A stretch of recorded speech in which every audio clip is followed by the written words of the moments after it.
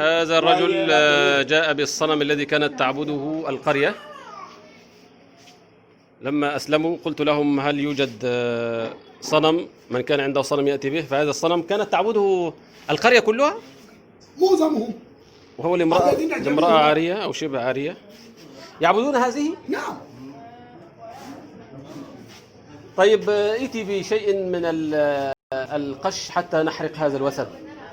يا مواه هذا الوثن يا أيها المسلمون، الصنم الذي تعبده هذه القرية، لكن الحمد لله أسلموا.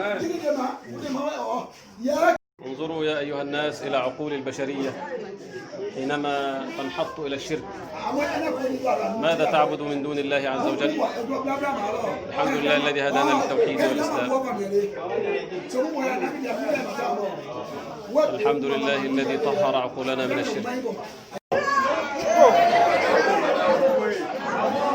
أعطيه هو يكسر، أعطيه يكسر بنفسه. الله أكبر.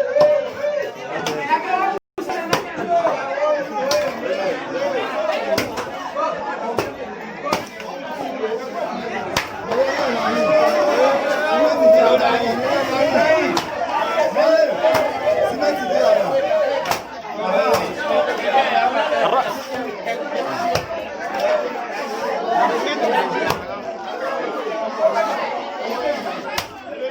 الله أكبر. الله أكبر. الله أكبر. الله أكبر كبيرا. الله أكبر.